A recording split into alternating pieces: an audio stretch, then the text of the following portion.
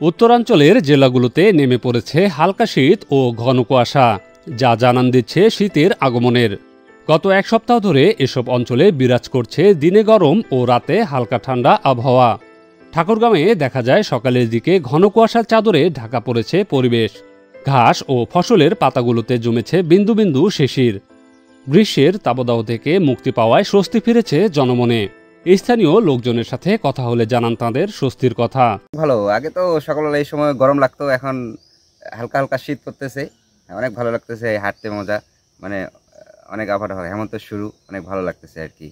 এই জন্য সকালবেলা হাঁটতে বাইরেছি। কদিন আগে খুব গরম ছিল, এখন ঠান্ডা হয়েছে, খুব ভালো লাগতেছে।